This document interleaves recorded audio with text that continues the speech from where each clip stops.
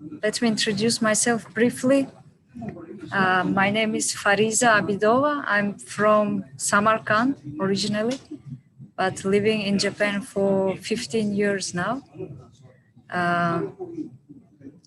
Unfortunately, my Uzbek and Russian language is really, daily life, conversational level, I would say. I do business using English and Japanese language. So if you don't mind, I would like to speak in English during this session.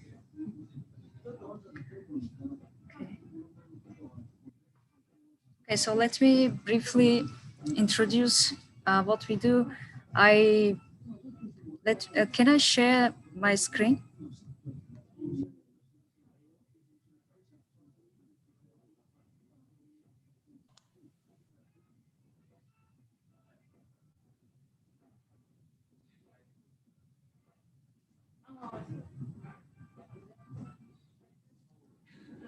Okay, I started, basically I'm running two companies in Japan. In 10 years ago, I started my first company after graduating university. Basically, we were helping Japanese companies in terms of talent development. We were providing corporate trainings on management, cross-cultural communication. Through that business, we trained 3,000 Japanese executives and managers who were dispatched abroad to manage their foreign branch offices. While running my first business, I learned a lot about Japanese large companies, technologies, and their future projects. It was really interesting because technologies that I thought doesn't exist at that time, 10 years ago, they already had like clean energy or self-driving like solutions, like really, technologies that we see in the movies, but we don't have it yet. So I got really interested in those kind of companies and their future projects. And then I started to go to the R&D centers, research and development centers, and I talked to the scientists. And it was really interesting to hear their, thoughts. Like basically what I learned is they want to collaborate with foreign companies and different countries. But unfortunately, even large companies like, for example, Toyota or Honda, even those kind of companies were really struggling to find niche technologies worldwide. And then I came up with the idea of my second company, Trusted Corporation, basically to help large Japanese companies and startups to find each other directly, and so that we can promote cross-border, cross-industry collaboration, so that technology companies accelerate innovation. Basically, what we learned from this business is the innovation is slow, not because of the lack of technology, but we understood that the business process itself is really analog. Even right now in like Europe and Japan, companies still depend on personal referrals. After someone introduced some company, usually they build trustful relationship for 1-2 years, and after that some kind of project happens. So as you see, even if we have so many good technologies scattered all over the world, just because the business process is so analog, it's slowing down everything. So now we are working with our team to make this business process faster, so that we can experience innovative society in our lifetime, not waiting 100 years from now on, but it can be done in 20 years because all the necessary pieces are out there already. So we are basically mainly helping large Japanese companies find innovative technologies from Europe, mainly from Germany, Austria, Switzerland, and North Europe, Sweden, Denmark. we are helping large Japanese companies find them, and at the same time, we are helping companies like BMW find technologies from Japan side, like Japanese startups and Japanese small, medium-sized companies. And we partner with like consulting firms in each area, like business development, proof of concept development, strategy. And our partners basically help our clients offline to make projects happen, basically. And so yes, as I mentioned, basically me and my co-founder Michele is from Italy. We established Trusted 4 years ago, and now we have 10 people in our team. They're all like diverse from different countries, specialists in each field. So why Japan and Europe? Basically, before we decided to focus on Europe, we were focusing on Silicon Valley because all the startups and innovative technologies are coming up from Silicon Valley, or Israel, as you know, like is also very advanced in terms of cybersecurity and in all those fields. While we were doing our research, we realized that European and Japanese industries are really similar in terms of both Japan and Europe. The industries in manufacturing, automotive, and there are a lot of small, medium-sized companies. That's like 90% of the economy. So what we learned is like, because the industry is so similar, all the startups that are developing technologies in those areas can be applied in Japan really easily without much modification or customization. And also startups that develop technologies in Europe, like they basically imagine using their technologies in large companies in Europe, like pharmaceutical, automotive. So similarly, like Japan side is searching for the same types of technologies. That's why we thought like Japan and Europe would be perfect match in terms of open innovation. And at the same time, you might heard about Monozukuri mindset.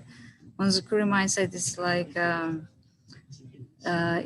it's the culture of Japan that basically handicraft mentality, I would say. Like Europe and Japan has a similar mindset. They give priority to the quality of the product, and basically they're both creative and I'd say like as you use, for example, European brands, even the cars, if you see BMW or Mercedes, like they're all high quality. Same in Japan, like they're very detailed oriented country in terms of building something new or creating something new. So in terms of open innovation, as you know, it's a long-term project and it's big investment. So this Monozukuri mindset is really important. If both parties share the same vision and mission, long-term projects tend to be successful. And also, there are a lot of new startups coming in Europe, but unfortunately, even in Japan, they don't have much access to the information about European technologies. It's rather easier for Japan to access information about Silicon Valley or Israeli startups. There are some players offering this type of technologies in Japan. But it was surprising for us to know that even though Europe is the second largest startup ecosystem in the world, and there's so many different countries developing so many different technologies, still European information was very few. And so we decided, because all our core members of our company European, for us it was natural to access to information about what's going on in Europe. So we decided to promote European technologies in Japan because it's really untapped opportunity for Japanese corporations. And so the problem is in startup initiative or open innovation in general, as you know, like there's so many different solutions out there, and there's so many type of technologies. Right now in Japanese companies, open innovation team, they have usually 3 to 4 people working on those type of projects. But for them, it's really difficult to analyze each startup information. Like, for example, when you search, for example, AI on Google, you get so many search results, and it's really time consuming and really difficult to analyze if it's actually AI or if it's just application provider, or is it just like software company. So in that already in that process, it takes so much time to analyze each companies and their technologies. And even after they, let's say, selected a company to partner with, there are a lot of problems in terms of project development together, because the business culture is completely different in large corporations and startups. Already startups usually make fast decisions, and the process is completely different from large corporations. So naturally, there will be a lot of miscommunication and misunderstanding, and let alone like there is language barrier, and also completely different culture. As Europe is like every country is slightly different. Communication becomes a problem too. So instead of dealing with each vendor in each area and each company, we are helping Japanese companies coordinate whole open innovation projects. And basically, instead of our client, we deal with each vendor, and we provide startup information already analyzed, the ones that match 100% to the project needs of our client. So before we even start searching for startups for our clients, we meet our clients and we clarify what they want to achieve in the long run. Basically, as you know, like in large companies, they have so many different projects running at the same time. Sometimes it's like 200, 300 projects at the same time. And each project requires different types of technology to solve a specific challenge.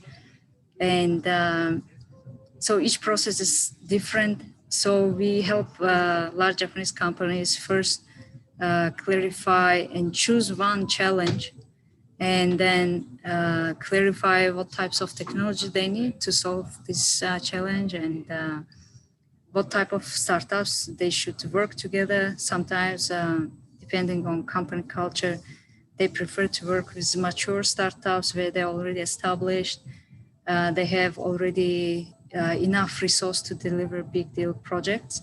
So we ask our clients every details, what type of company they want to work with.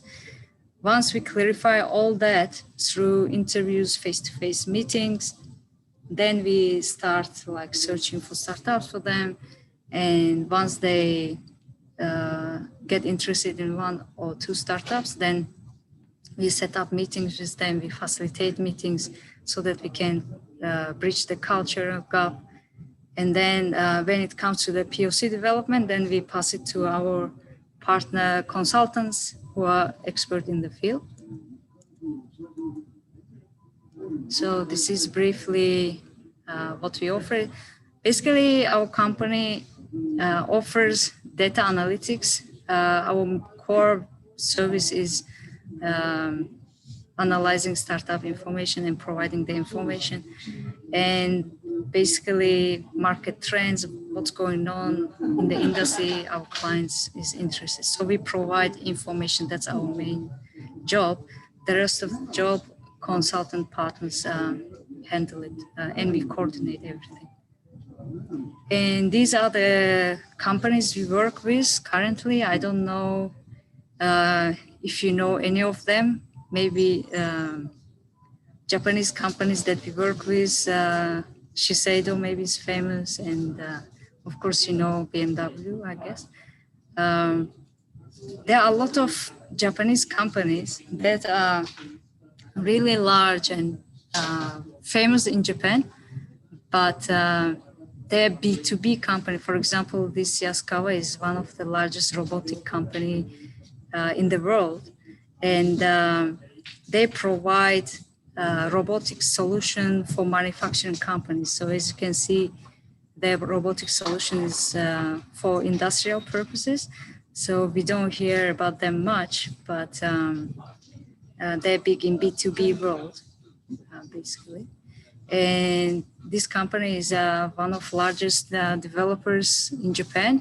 If you ever been in Tokyo or if you visit in future, all the futuristic and modern buildings is their building. For example, companies like Apple and Google, all those kind of large companies rent their offices because they have really luxurious and modern buildings. And they are now working on really interesting, innovative projects. So each company, as you can see, they're working on projects that we might see results after like 20 years.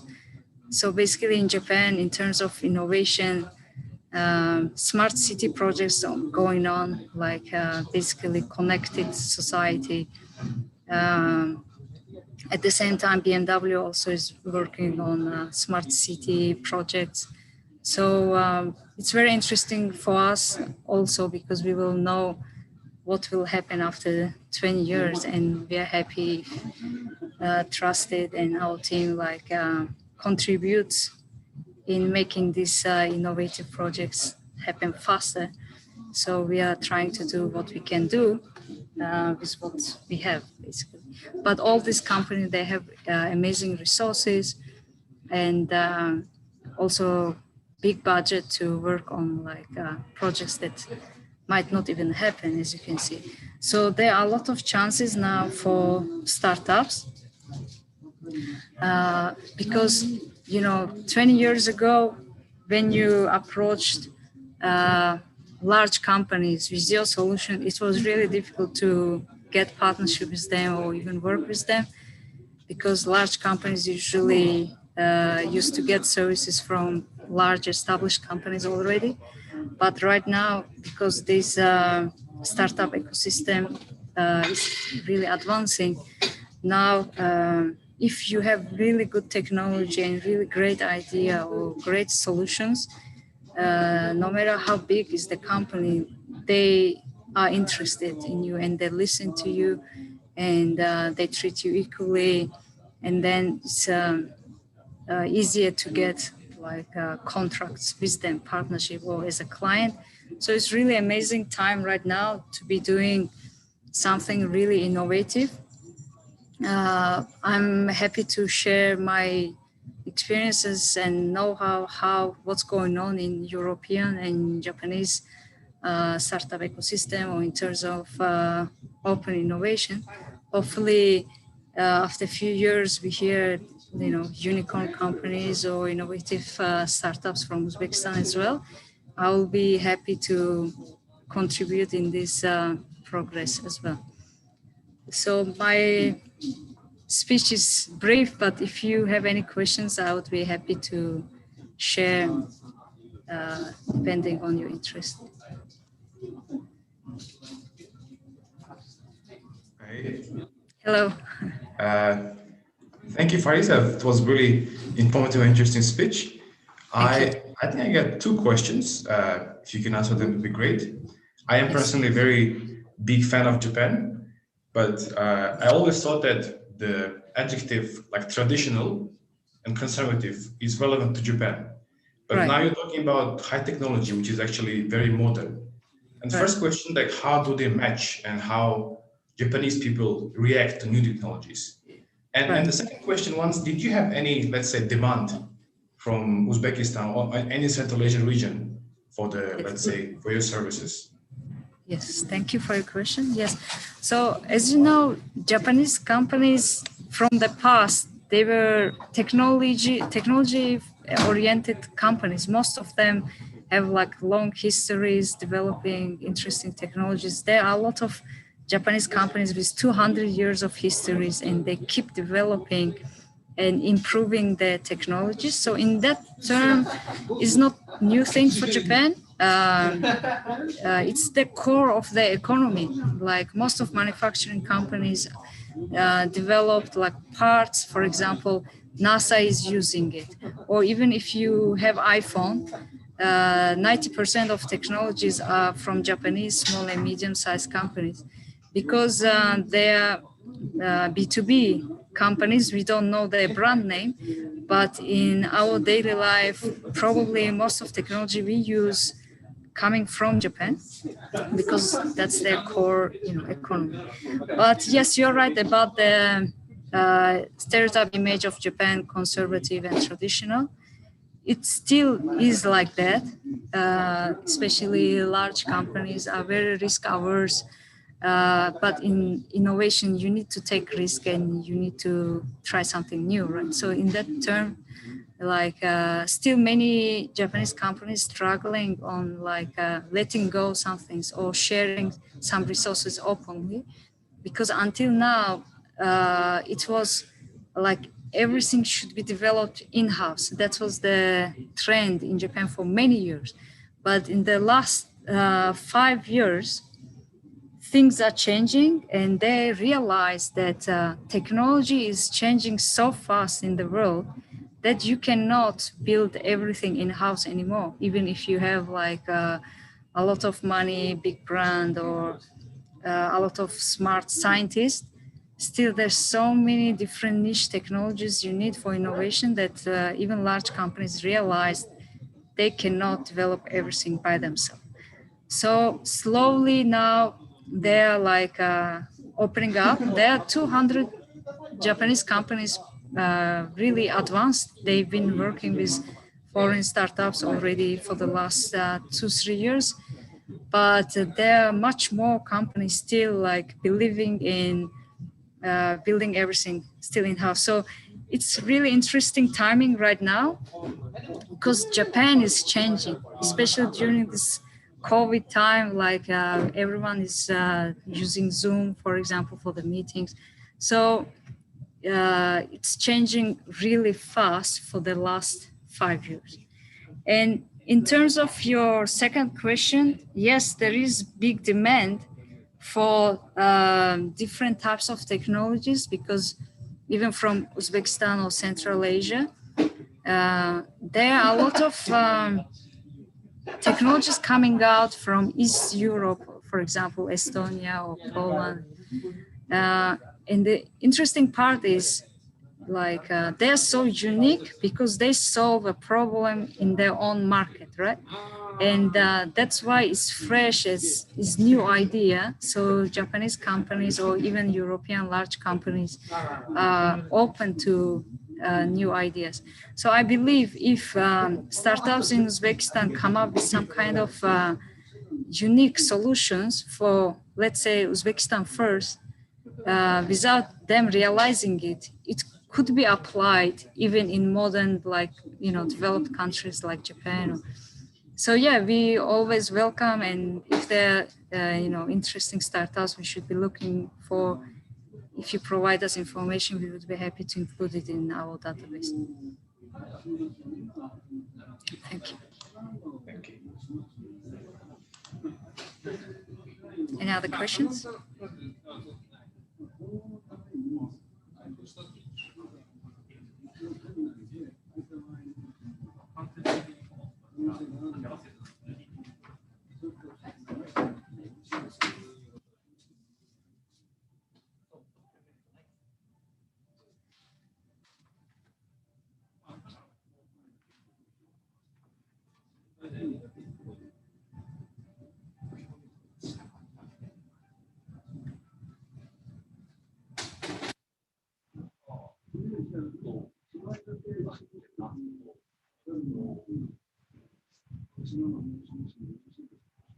So if there is no question, in the end, I would like to add that right now we are living in IT era, and it's so easy to start new business, especially in IT field, in software business. For example, if the University of Team University encourages entrepreneurs and startups, I would suggest start with companies that can be easily made with only having, computer with internet access. And even this trend basically started in Silicon Valley the same way, like people with great solutions, they found a problem and they came up with a solution. And one or two people literally developed those solutions in their, house or like garage or even university. So basically, starting company now is really, I'd say, it's easier because we have internet, and most of companies offering open source solutions, so you don't have to develop everything from zero yourself. And so yeah, basically, if you have some kind of solution for a problem, start finding programmers or co-founders who can develop a solution together. And also in the US or in Europe, there are a lot of accelerators. Maybe you heard about them. Accelerators is basically if you have great idea but you don't have money to start your business or you don't have the team, those kind of accelerators help you start your business from ground up. So the only thing you need is like a good idea for solution for a problem. You can apply to those accelerators, and if you get selected, then they invest in your business, so you don't have to worry about the capital finance.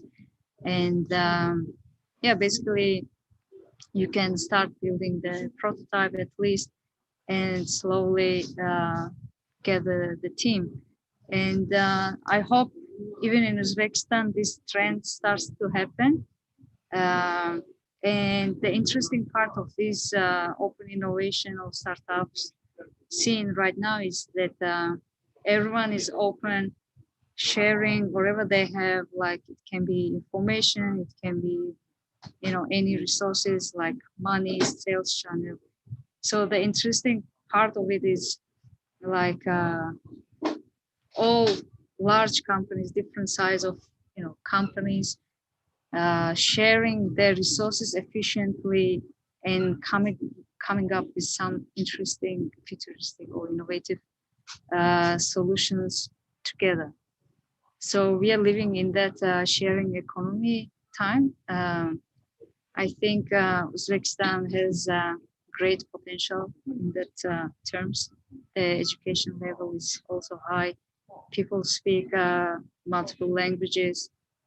So I believe there is huge potential. And also it doesn't cost so much money or resources to start this startup scene. It can start with 2 people, and then like slowly, if the ecosystem starts to grow, you can attract players from different countries as well. There are a lot of venture capitals also searching for interesting companies to invest from any countries.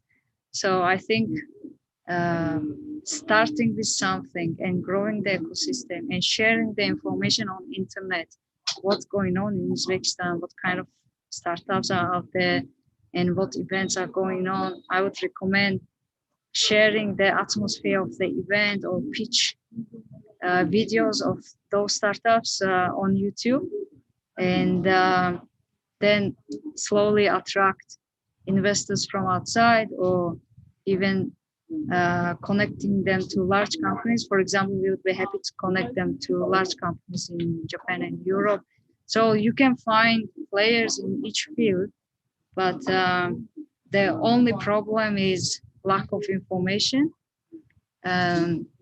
Hopefully, with Team University, they share, entrepreneurship or startups, to extend the world in English more and more.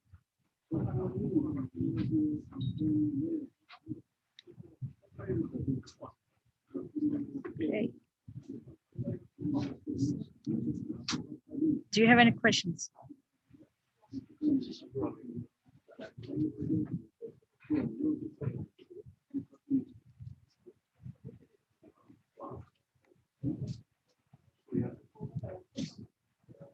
Okay, if you don't have any questions,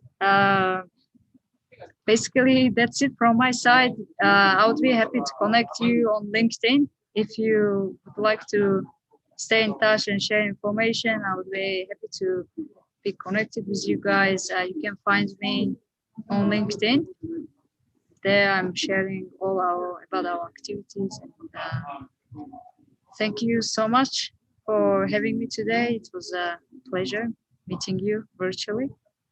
Thank you very much for the speech. Thank you so much. Okay, enjoy the rest of the sessions then. You too. Bye-bye. Bye.